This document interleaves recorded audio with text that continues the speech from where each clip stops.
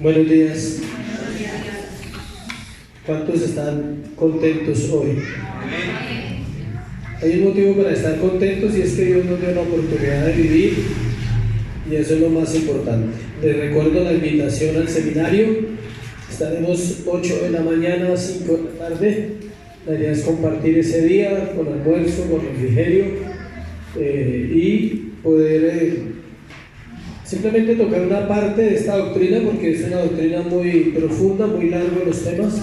Pues no vamos a ver todo, pero vamos a verlo, a procurar lo más importante para poder llegar al propósito que Dios quiere, es que cada persona por lo menos sepa de qué trata la salvación.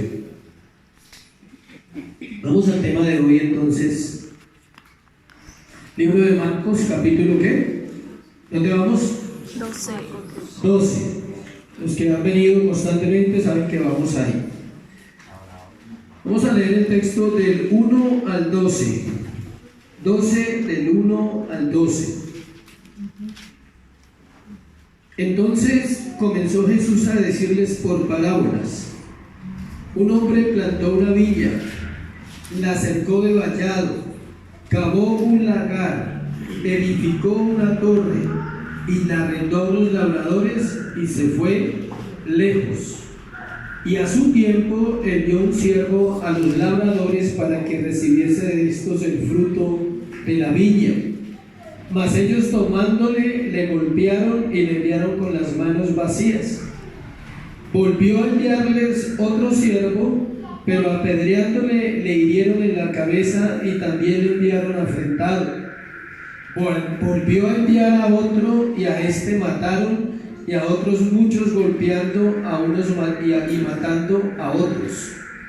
Por último, teniendo aún un hijo suyo amado, lo envió también a ellos diciendo: tendrán respeto a mi hijo.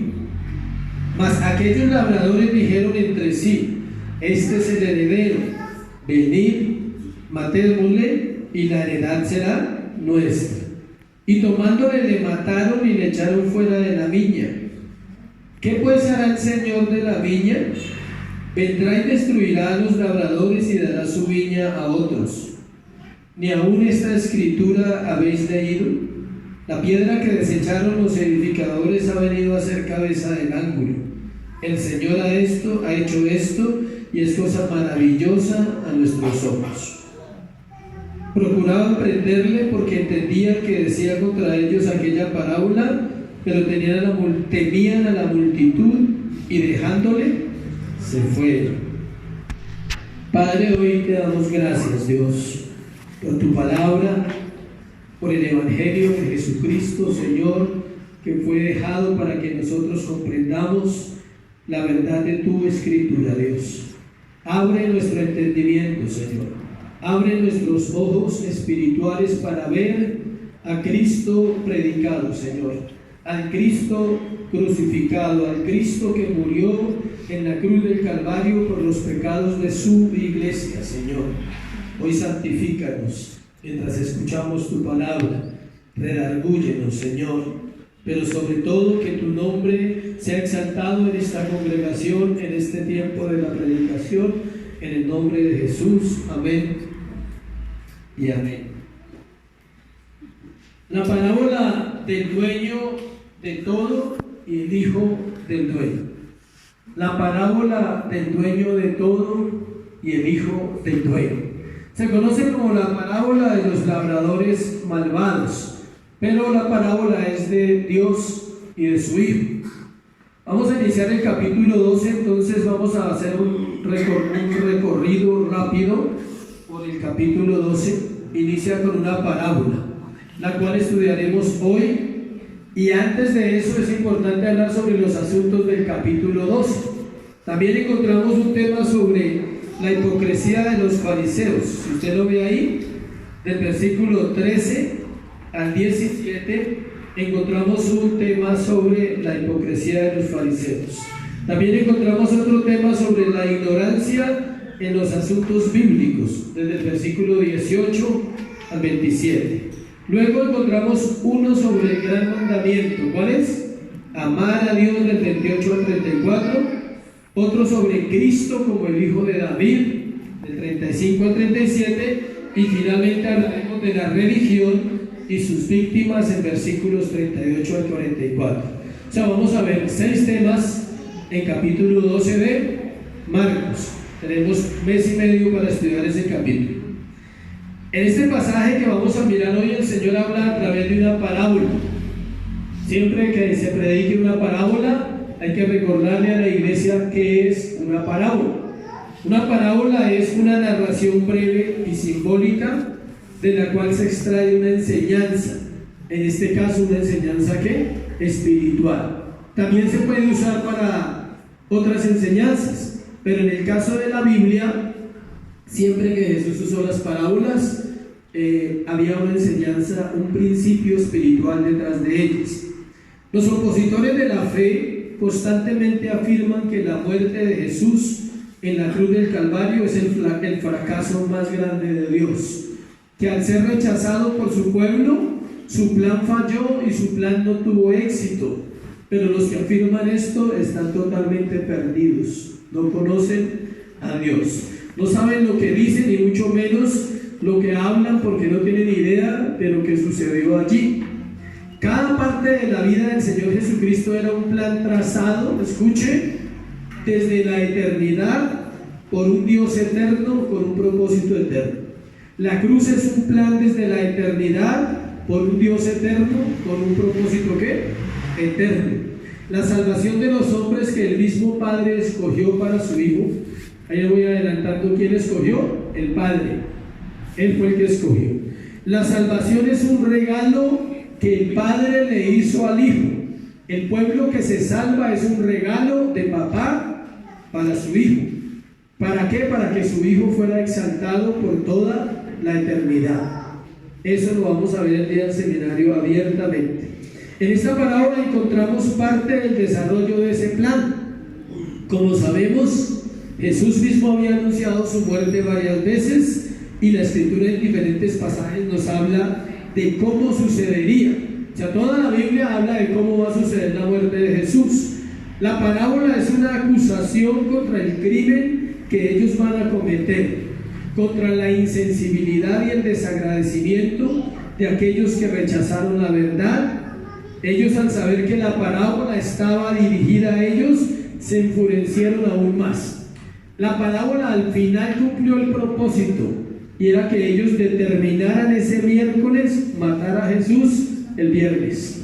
O sea, esa era la idea de la parábola: provocarlos más, llevarlos a sentirse acusados y condenados y acelerar la muerte ¿de quién? De Jesús. Pero todo era parte del plan para que se cumplieran las escrituras antes dichas por el mismo Jesús y los profetas. Entonces vamos a mirar la parábola en 3 partes. Primero vamos a hablar de la parábola como tal. Vamos a mirar la parábola, lo que él dijo. Luego vamos a mirar su interpretación y luego vamos a mirar la respuesta de este grupo de personas a la parábola. Entonces vamos a entrar en el tema de hoy. La parábola, versículo del 1 al 9, pero no lo voy a leer todo, vamos a ir de versículo en versículo. Entonces comenzó Jesús a decirles por parábolas. Marcos inicia la palabra, el texto del capítulo 12, con el término parábolas en plural, pero no hay sino una parábola en el capítulo 12 de Marcos. Resulta que en el paralelo que tenemos de Mateo capítulo 21 están las otras 2 parábolas.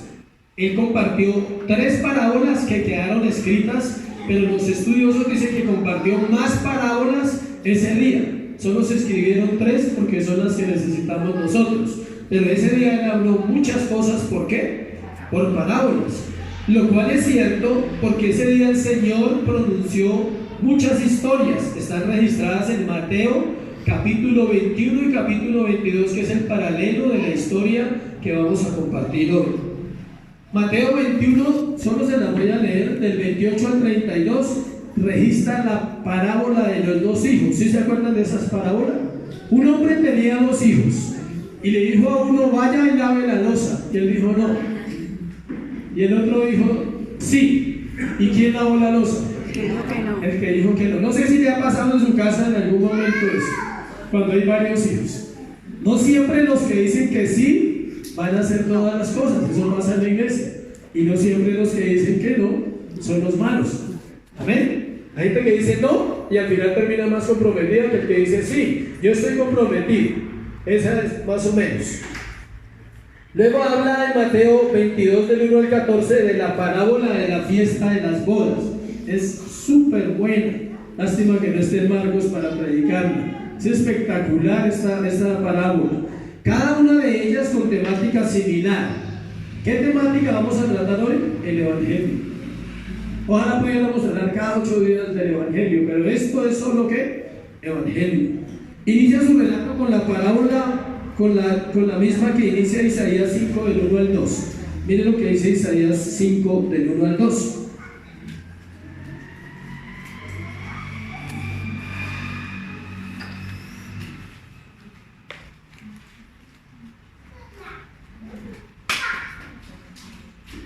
Isaías 5 del 1 al 2 dice: ahora cantaré por mi amado, el cantar de mi amado a su viña. Tenía mi amado una viña en una ladera fértil. La había cercado y desplegado y plantado de vides escogidas. Había edificado en medio de ellas una torre y hecho también en ella un lagar, y esperaba que diese uvas, y dijo: ¿uvas qué?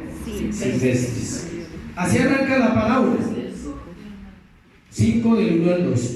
En el capítulo 12, versículo 1 dice: entonces comenzó Jesús a decirles por parábola. Ya miramos esa parte. Ahora dice: un hombre plantó una viña, la cercó de vallado, cavó un lugar, edificó una torre y la arrendó a unos labradores y se fue lejos.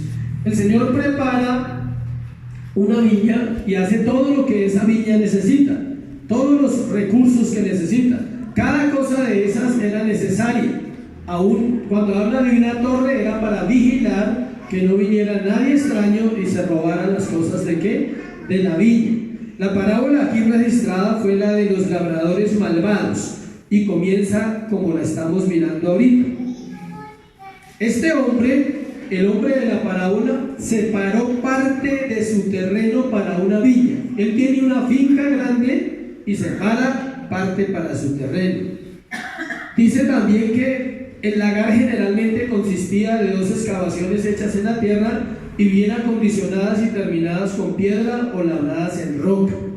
La cavidad superior, ancha y poco profunda, servía para recibir las uvas, y ahí estaban los pisadores del lagar, los que pisaban las uvas, ¿sí? Mediante un tubo, el mosto corría hacia el compartimiento inferior, que era más angosto y profundo, y después echaba el vino en cántaros. La torre era para los atalayas y se solía construir con las mismas piedras que se recogían a limpiar el terreno para la viña. O sea, él les entregó un terreno perfecto, con todas las condiciones para dar ¿qué? Fruto, para que produjera. Dice que se hizo un contrato en el cual se acordó que el arrendador recibiría una parte de la cosecha, algo común en la época. Dice que el dueño se fue ¿qué? Lejos. Ahí dice, en el versículo 1 terminamos, dice se fue ¿qué? Lejos. Versículo 2 y versículo 3. Cuando pasó el tiempo de venir a recibir o a cobrar el alquiler, dice, y a su tiempo envió un siervo a los labradores para que recibiese de estos el fruto de la viña. Él arrendó a unos labradores, se fue lejos y mandó una persona a cobrarlo el arriendo, lo que le correspondía según el arreglo que ellos habían hecho. No pagaron lo acordado y aparte de eso golpearon al siervo que el dueño había enviado. Versículo 3. Mas ellos tomándole, le golpearon y le enviaron con las manos vacías. La palabra golpearon en su original significa le arrancaron la piel en griego. O sea, no fue una palmada ni un puño.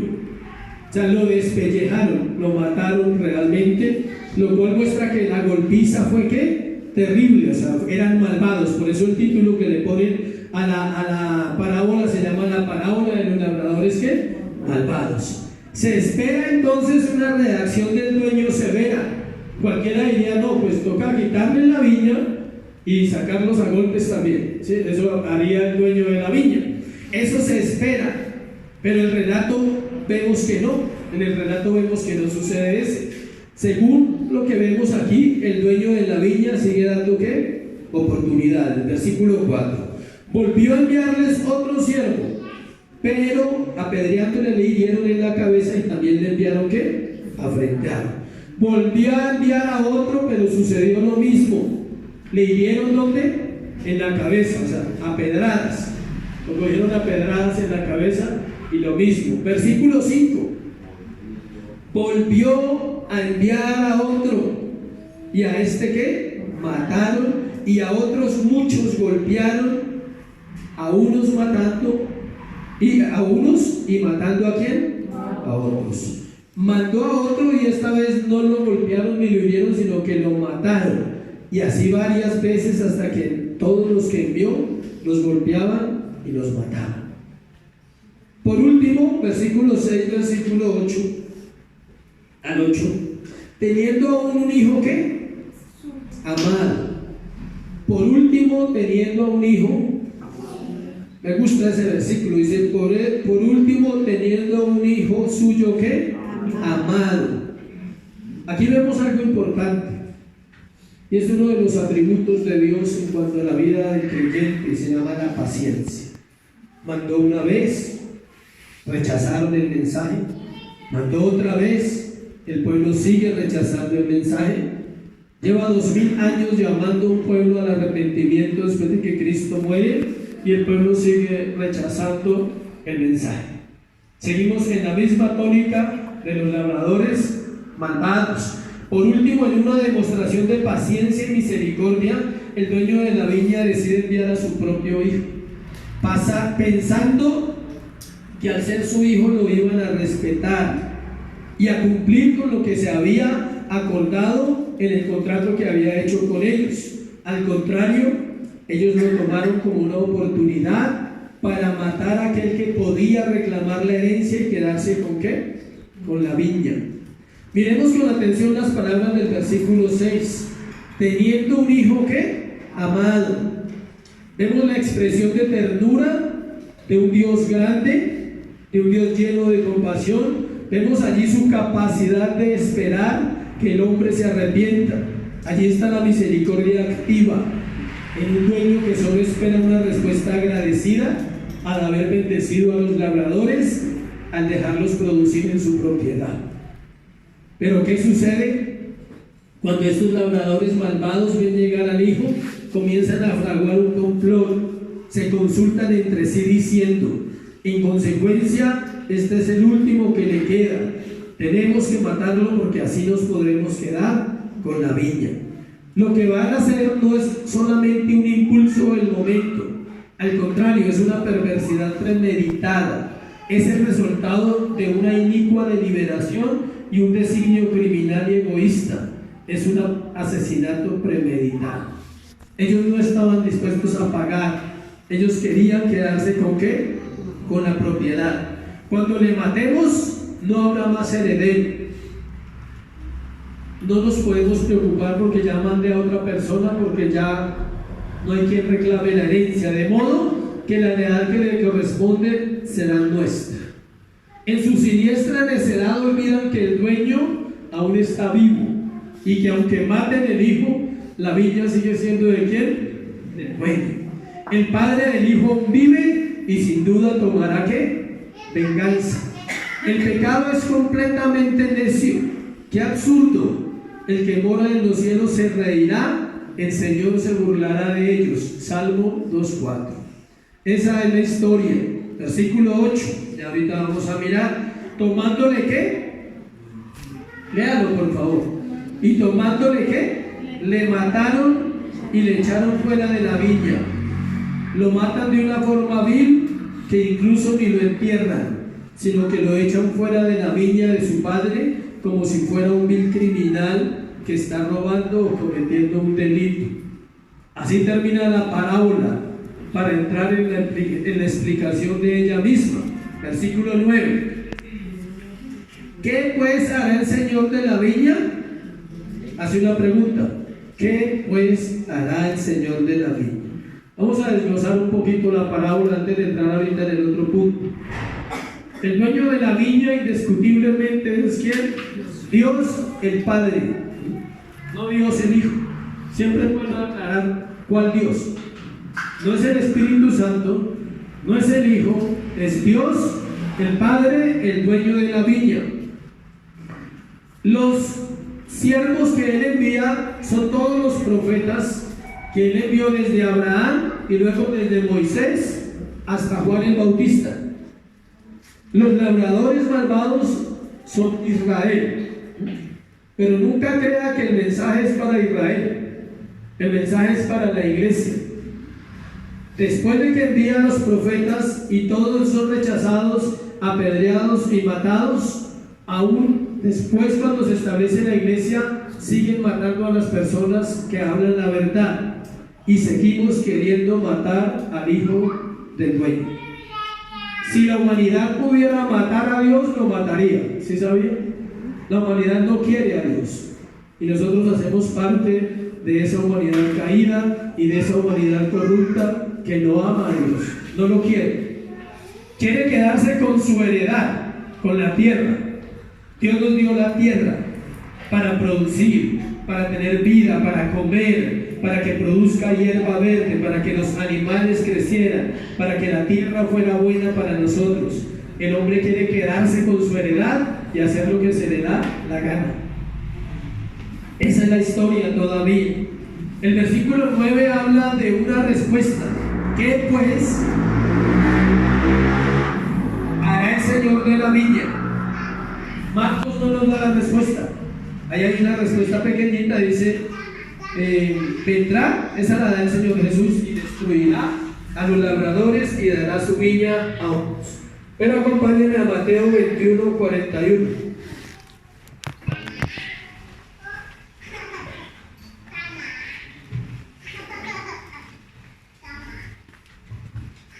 Acompáñenme a Mateo 21, 41. Y vemos la respuesta. Miren, ahí está, claritica. 21, 41. Miremos lo que dice ahí. En el versículo 40 está la misma pregunta. Cuando venga pues el Señor de la viña, ¿qué hará aquellos labradores? ¿Quiénes dieron la respuesta? Los labradores. Ellos mismos dieron la respuesta. Le dijeron, ¿qué le dijeron? A los malos destruirá sin misericordia y arrendará su viña a otros labradores que le paguen el fruto a su tiempo. Esta historia me recuerda otra historia. Esta historia me recuerda la historia de David y Natán. ¿No se le hace parecida? Natán le dice a David, David, te voy a contar una historia. Un hombre rico tenía muchas ovejas y muchas corderitas. Y un hombre pobre tenía una sola oveja. ¿Y cómo te parece que este hombre rico tomó la oveja del pobre y se la comió? Y David dice, ese hombre debe ¿qué? Morir.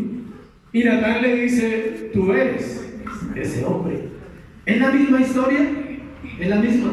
Jesús dice que él tenía una viña y que se la dio a unos hombres para que la cuidaran y que ellos mataron a todos los que él mandó a cobrar, y él hace la pregunta, dice, ¿qué ha de hacer el dueño de la viña a los labradores malvados? Y los labradores malvados dan la respuesta que leímos, dice que tendrá que no tener misericordia de ellos y quitarle la viña y dársela a otros. Eso es lo que está sucediendo. Jesús está diciéndoles, ustedes son los labradores malvados. Pero no se queda ahí. Esto nos ayuda a entender más la parábola. La audiencia misma dijo que se debía hacer a aquellos labradores malvados: destruirlos sin misericordia y arrendar la viña a otros labradores que sí cumplieran el trato. Hasta ahora vamos hasta ahí. Entonces pasemos a lo segundo. Sigamos interpretando la parábola. Toda esa es la parábola y ya vimos los personajes, quiénes son, cómo funciona. Ahora miremos la interpretación. del 10 al 12 de Marcos. 12 del 10 al 12. Encontramos la explicación a la parábola. Ellos mismos habían dado la respuesta a su propio juicio. Ellos entendían que el dueño de la viña era ¿quién? Dios. Que los labradores eran los líderes religiosos de las diferentes épocas, que sus siervos eran los profetas que habían sido rechazados, golpeados y asesinados por el pueblo, y que el Hijo era Cristo, el Hijo de Dios prometido para traer ¿qué? La salvación. Todo había comenzado donde todo empieza. ¿Quién sabe dónde empieza todo? En el principio. Obvio, o sea, no hay otro lugar. Todo había comenzado donde empieza todo, en el principio. El Señor a través de esta parábola le repasa a ellos las escrituras desde Abraham, cuando dio la promesa que Israel sería una nación para él y esperaba el fruto correcto de ellos, y recibió lo contrario. ¿Qué recibió el Señor del pueblo de Israel cuando lo sacó de Egipto? Nada. Murmuración, crítica, queja y abandono. Eso recibió el Padre cuando sacó a Israel de Egipto. Entonces Él los está recorriendo por todas las escrituras. También se está refiriendo a los profetas desde Moisés hasta Juan el Bautista. Un historiador que se llama Justino Mártir comenta en uno de sus libros de historia de Israel que Isaías fue aserrado cuando huía y se escondió en un tronco. Lo aserraron, lo cortaron por la mitad. Isaías era un siervo de Dios, ¿o no? Jeremías fue golpeado y lo mataron a pedradas. Ellos hacen parte de esa parábola. Él está recordándole la historia de Israel. Dice, ¿se acuerdan? A todos esos que mataron. Ezequiel también fue apedreado y todos ellos fueron golpeados, abofeteados, y algunos fueron ¿qué? Desterrados, huyendo para salvar su vida. La parábola es clara. Y lo que Jesús les está anunciando es que así como los labradores sacaron al hijo de la viña y lo mataron, así ellos entregarían el Cristo para morir por mano de los romanos, y esto sucedería fuera de la ciudad y fuera del pueblo para que se cumpliera exactamente la escritura.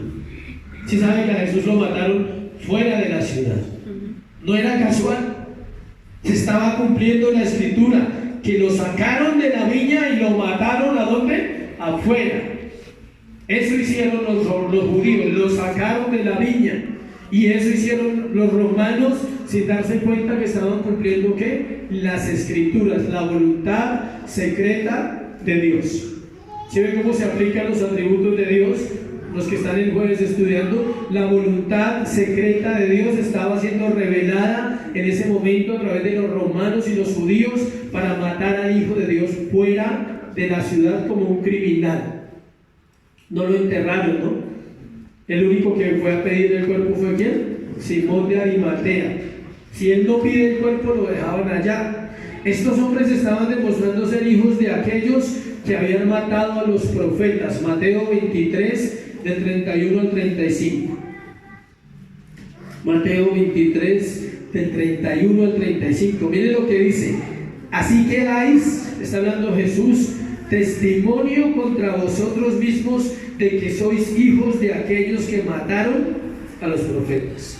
Vosotros también llenad la medida de vuestros padres, serpientes, generación de víboras. ¿Cómo escaparéis de la condenación del infierno? Por tanto, de aquí yo os envío profetas y sabios y escribas, y de ellos a unos mataréis y crucificaréis, y a otros azotaréis en vuestras sinagogas, y perseguiréis de ciudad en ciudad, para que venga sobre vosotros toda la sangre justa que se ha derramado sobre la tierra, desde la sangre de Abel, el justo, hasta la sangre de Zacarías, hijo de Berequías, a quien matasteis entre el templo y el altar. De cierto os digo que todo vendrá hasta, dice, ¿qué dice ahí? Sobre esta generación. Y todo sucedió. En el año 70 Roma destruye el templo. Escuche bien esto. Desde el año 70 hasta hoy, mes de julio de 2019, no hay sacerdocio en Israel. no hay sacerdotes, no se volvió a hacer el culto como se hacía en la época de Jesús. Desde ese día hasta hoy, el sacerdocio no existe en la cultura judía. ¿Sabe por qué?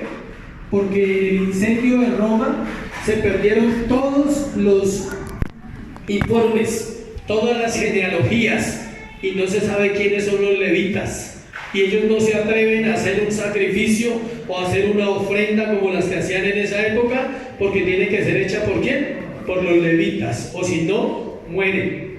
O sea, ninguno se pone a decir, no, tiene que demostrar que es levita, que son sacerdotes para ministrar en el templo. Y todo sucedió para que se cumpliera uno a uno lo que estamos hablando. Ahora viene una pregunta para nosotros. ¿Eres tú parte de los que matan a los profetas? Piense por unos segundos en esa pregunta. ¿Tú y yo somos del mismo pueblo que mata a los profetas, que rechaza el evangelio, que juega con Dios o juega con la salvación? Es curioso que aún algunos escuchen, algunos de estos hombres se convirtieron, de los sacerdotes que estaban ese día presentes ahí y de todos los que hemos predicado, porque si algo hemos predicado en la iglesia es siempre contra el sistema que mató a Jesús. Se debe predicar contra eso, porque ese mismo sistema es el que aleja hoy a la gente de Dios, el sistema religioso, el sistema de los extremos, el legalismo o la gracia libertina se llama. El libertinaje de la gracia aleja y el legalismo aleja. Tiene que haber un centro en la doctrina donde usted se ubique y diga, no somos parte de los que lo mataron, entonces tenemos que responder como si no fuéramos parte de aquellos que lo mataron. Aunque la parábola terminó, el Señor continúa hablando. Versículo 10: ni aún esta escritura habéis leído. Les dice a ellos, decirle a esos hombres eso era como ofenderlos, ¿sí? Él les dice, ustedes no han leído. Personas que leían todos los días, que el requisito para ser parte del Sanedrín y el sacerdote era saberse de memoria la Biblia desde Génesis a Malaquías, no el Salmo 23 ni el Salmo 1, ni Jehová ni pastor, y Juan 3:16 y Filipenses 4:13. ¿Cuál otro le digo? Juan 14:6. ¿Qué dice Juan 14:6? Uno, por favor, de la iglesia que diga. Jesús dijo, yo soy el camino. Es que hay que citarlo como es. Yo soy el camino, la verdad y la vida. No. Jesús dijo, yo soy el camino, la verdad y la vida. Me dicen que se sabían desde Génesis a Malaquías, cualquiera de ellos. Y el Señor los ofende. El Señor le gustaba ofender a los religiosos, ¿sí saben? Le encanta. Si algo hace Jesús bien, es ofender al religioso, para que la religión sea quitada de nuestro corazón. Ni aún esta escritura habéis leído. Una vez nos encontramos más con la gran necesidad que tiene la iglesia, leer las escrituras, para no cometer los errores y los pecados tan terribles que cometieron ellos, esa generación que tuvo el privilegio de tener a Cristo en carne, encarnado en un hombre llamado Jesús. Escucha bien, Cristo encarnado en un hombre llamado ¿qué? Jesús. Por eso se llama Jesús Cristo. Jesús Cristo. La gente ni sabe por qué se llama Jesucristo. No, yo creo en Jesucristo y no sabe por qué es Jesucristo. Cristo, el Dios, la segunda persona de la Trinidad, encarnado en un hombre llamado ¿qué? Jesús. Y ellos tuvieron ese privilegio y no lo valoraron. Por eso nosotros tenemos que estudiar las escrituras para no cometer los mismos errores. Por eso las generaciones están como están, porque han dejado de lado la lectura y el estudio de las escrituras. Convencidos cada día más que el Señor nos lleva a un largo viaje por la palabra y que apenas estamos comenzando como iglesia. Versículo 10, parte B, cita el Salmo 118, 22. Nos vamos para allá. Salmo 118, 22. La piedra que desecharon los edificadores ha venido a ser cabeza del ángulo. El Señor ha hecho esto y es cosa que maravillosa a nuestros ojos. Salmo 118. Acompáñenme allá que vamos a hablar un poquito de ese salmo.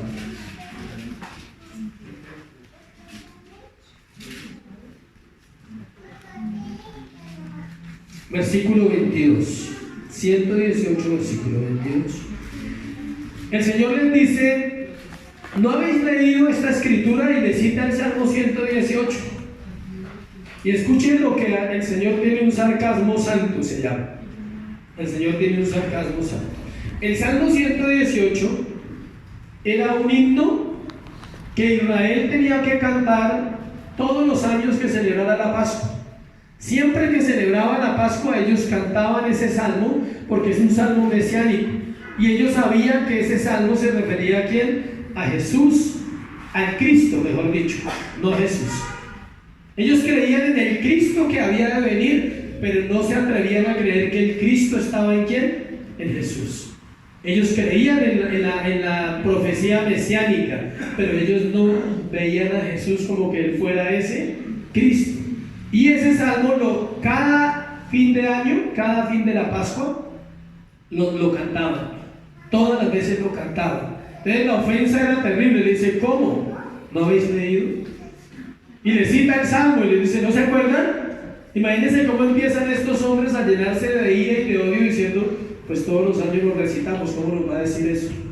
Si es el salmo del pueblo, es el salmo que nosotros amamos. Si es como cuando alguien recita el Salmo 23:1 y no sabe nada. Jehová es mi pastor y nada me faltará, pero todo le falta. Es igual. Escuchen lo que él dice ahí, 22. La piedra que desecharon los edificadores ha venido a ser cabeza del ángulo. Dice: de parte de Jehová es esto, y es cosa maravillosa a nuestros ojos. Y miren lo que dice: este es el día que hizo Jehová, nos gozaremos y alegraremos en él. Oh Jehová, sálvanos, ahora te ruego. Dice que el Señor Jesucristo habla de la piedra angular, la piedra principal de la base del cristianismo. Los arquitectos, los que estudian construcción, arquitectura o ingeniería, en el caso de la construcción, saben que todo edificio tiene una base en piedra, que es la piedra ¿qué? Angular, es la piedra principal. Él es la piedra angular del cristianismo, el sustento de nuestra fe, quien estableció la iglesia para todos los tiempos. Y ellos no sabían que esa palabra se refería a eso. Los labradores malvados no aceptaban de alguien que aparentemente fuera tan débil, fuera la cabeza de todo lo que existe. La roca, la cabeza.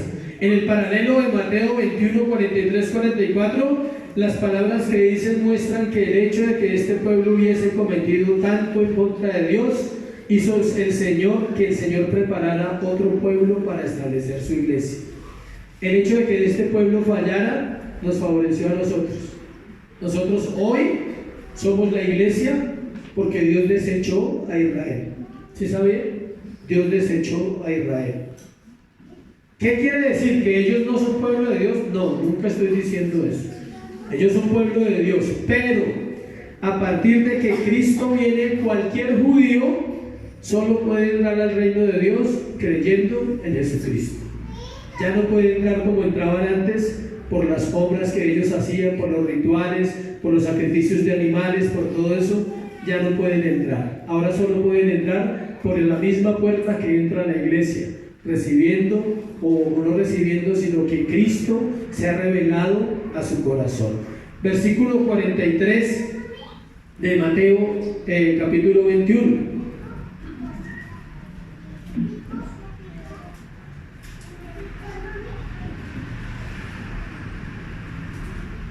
Versículo 43 de Mateo 21.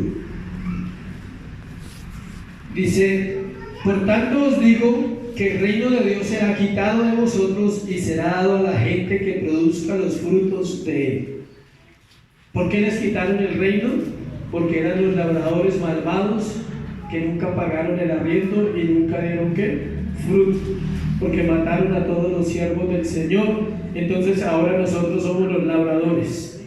La pregunta es, ¿somos malvados o estamos haciendo bien nuestro trabajo? ¿O será que el Señor tiene que venir y pedir cuentas y decir, tú eres igual a esos labradores? ¿Tampoco quieres dar qué? Fruto. Solo aquellos que Dios ha escogido para ser el pueblo producen los frutos del reino. Si tú no eres parte del pueblo de Dios, se evidencia en que no hay frutos dignos de arrepentimiento. La fe y la santidad es lo que le sigue a alguien después de la conversión. Después de que alguien es convertido por el Señor, se evidenciará esas dos cosas, fe y santidad. Fe porque cree lo que la Biblia dice, y santidad porque empieza a entender que vive en un mundo de pecado, pero que tiene que, en ese mundo de pecado, esforzarse por agradar a su Señor todos los días de la vida.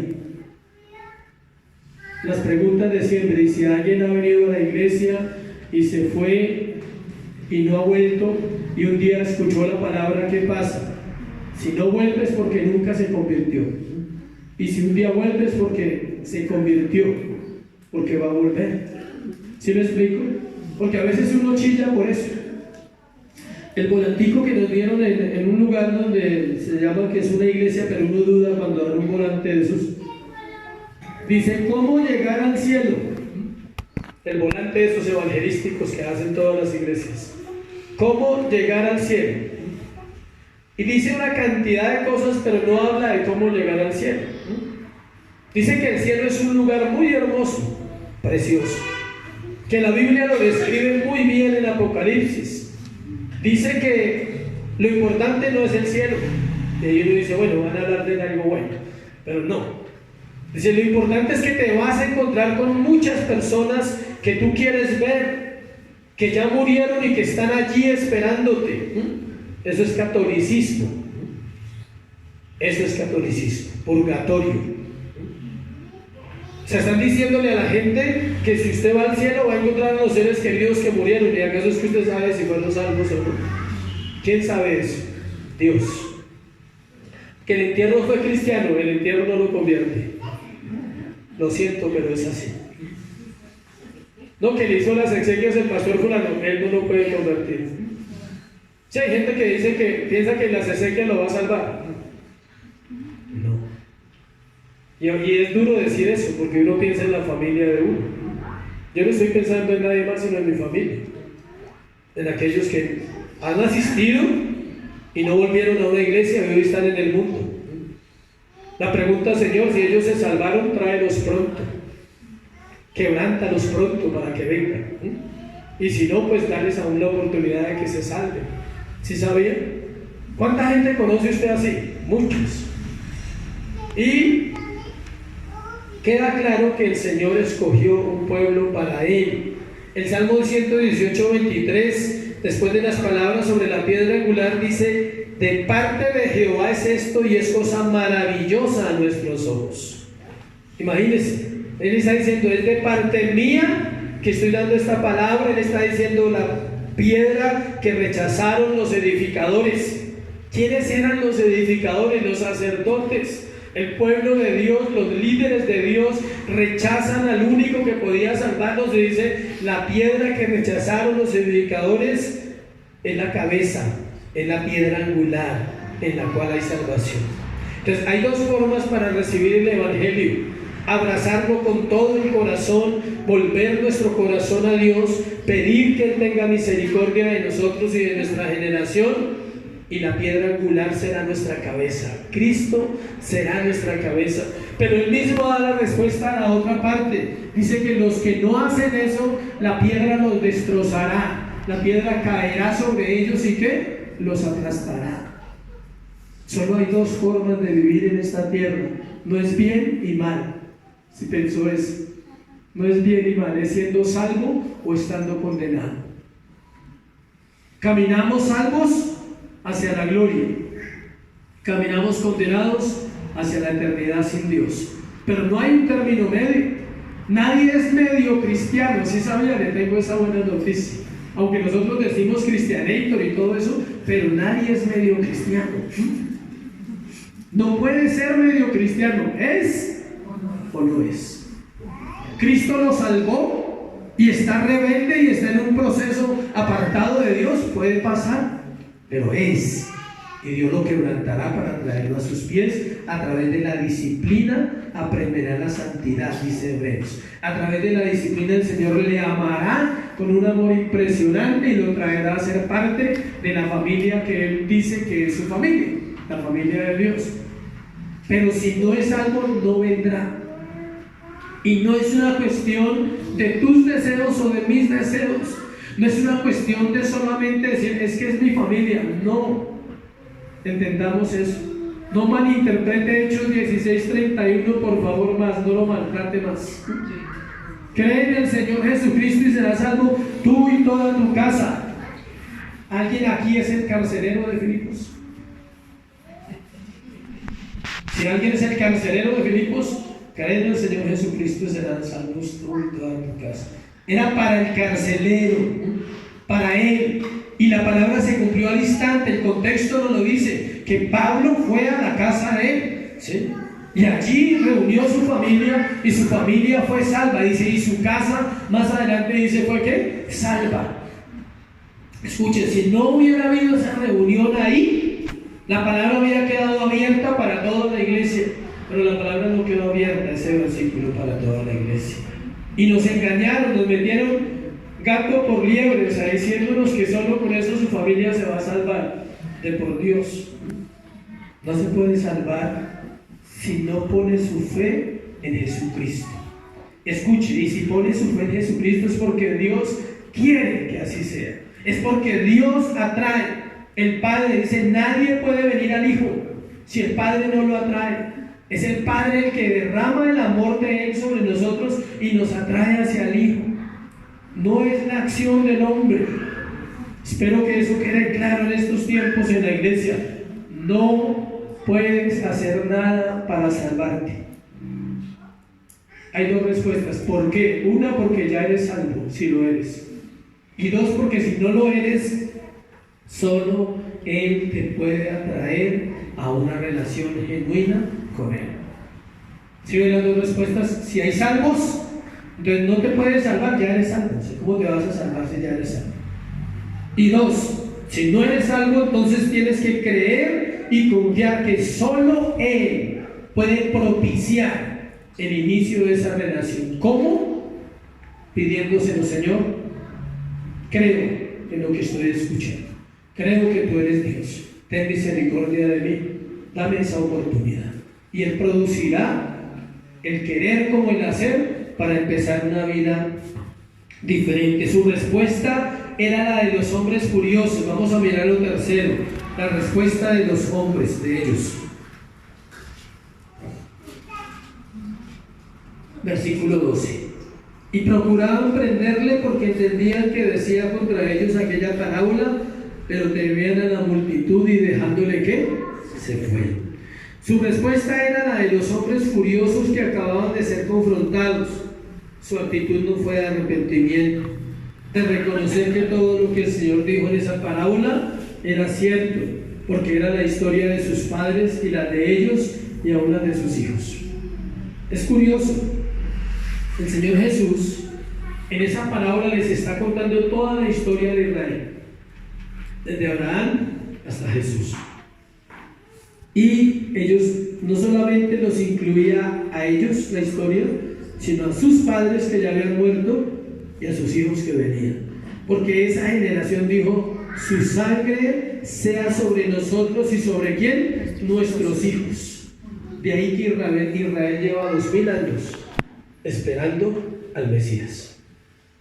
Imagínense, 2000 años esperando al Mesías. Para ellos, Él no ha venido. Para ellos, Isaías 53:4 no ha sido revelado. Cuando Isaías 53:4 se revele, dirán ciertamente, llevó en nuestras rebeliones y nosotros le tuvimos por herido de Dios y azotado, el castigo de nuestra paz fue sobre él y por su llaga fuimos nosotros curados. Ese es el versículo más importante para la redención de los judíos y no se ha cumplido. El profeta, escuche bien, el profeta lo escribe 700 años antes de Cristo porque él ve al pueblo de Dios, a los judíos, diciendo ese versículo cuando se convierten y dicen: ciertamente llevó Él nuestras enfermedades. No es para sanidad, no se usa para sanidad ese versículo, ¿sí? Como pensábamos que era. Es para la conversión de ellos, porque van a decir: ciertamente Él llevó nuestras enfermedades, nosotros lo tuvimos por azotado y por herido de Dios. Pensábamos que Él blasfemó contra Dios y por eso lo matamos en la cruz del Calvario, pero ciertamente Él era el Hijo de Dios. Y eso puede suceder a nivel personal en un judío, y va a suceder a nivel grupal cuando Cristo venga por su pueblo y esto se quede sin Él. Los ojos de ellos se van a abrir. Si no lo creen, léalo en Corintios. Dice que aún hasta hoy, cuando se lea a Moisés, el velo está puesto sobre ellos. Ellos no entienden la Biblia como nosotros. Qué privilegio, ¿no? Pero la hora de morir, volvamos al texto, era 2 días. Por eso no lo pudieron matar. Dice: y procuraban prenderle, porque entendían que decía contra ellos aquella parábola. Pero la hora de morir, faltaban 48 horas todavía. No lo podían matar ese día. 2 días después iba a morir. Ese día no iba a morir. Podían tener la furia que tuvieran, la piedra que tuvieran, podían intentar matarlo, pero no había llegado ¿qué? Su hora. El Señor sigue haciendo una invitación en este tiempo general a que la palabra sea escuchada y recibida con respeto por lo que Él hizo, pero la situación sigue siendo la misma. Para algunos Él será la piedra que rechazaron los edificadores, y para otros será la piedra angular que sostiene todo el edificio. Nuestra vida está en manos de Dios, sea que lo creamos o no. Amén. Su vida y la mía están en las manos de Dios. Por fe, no. Es una verdad para toda la humanidad, impíos y salvos. Los impíos están en las manos de Dios para el día del juicio, y los salvos están en las manos de Dios para el día de la salvación grande y temible, dice la palabra. ¿Sí ven? También nos engañaron pensando que era solo por la fe. Por la fe se recibe el don de Jesucristo, pero no el control de la vida. El control de la vida, aunque la gente no crea en Dios, sigue siendo Dios el que controla esa existencia de esas personas. Amén. ¿Sí me explico?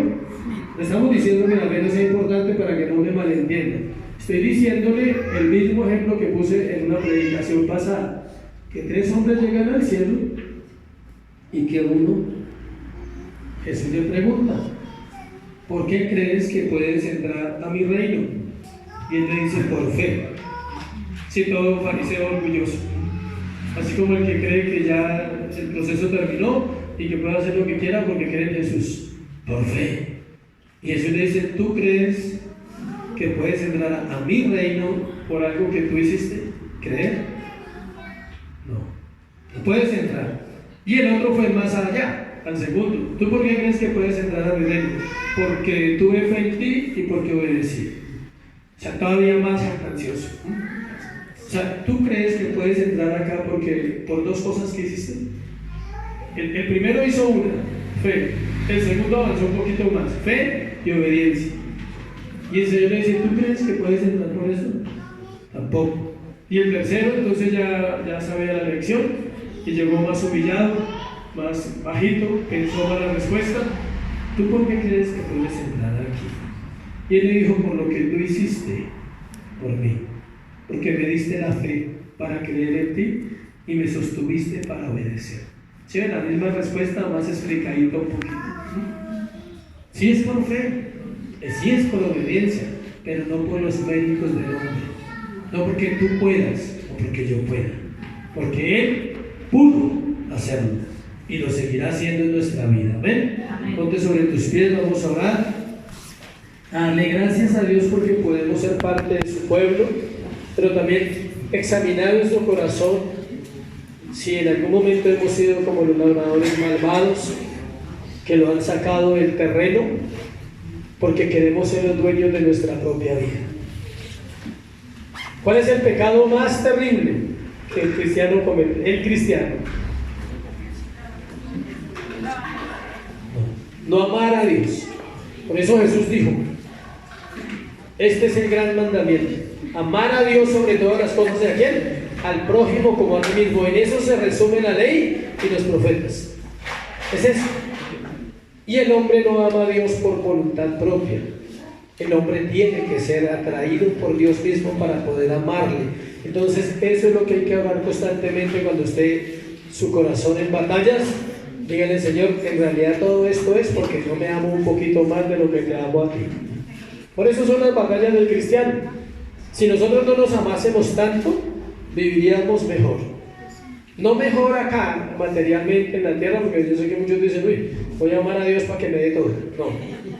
No se refiere a eso. Viviríamos en la plenitud de la vida que tuvieron muchos hombres como Pablo.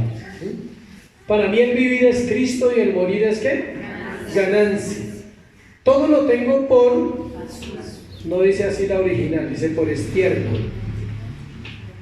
El estiércol es peor que la basura, ¿cierto? Si a usted le dejan una bolsa de basura al frente de la casa no hay problema, ¿sí? Pero si le dejan una cantidad de estiércol, ustedes se preocupan más.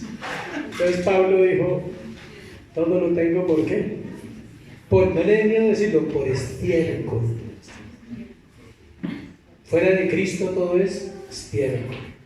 No mire a nadie, por favor. Por eso yo miro fijamente allá. Fuera de Dios todo es un estiércol. Llegar ahí demanda entender la responsabilidad que Cristo nos dejó como iglesia. Es muy importante, nos traslada la responsabilidad que le dio a Israel de ser una nación que tenía que ser luz a todas las naciones. Eso dice el Antiguo Testamento. Ellos deberían ser luz a todas las naciones.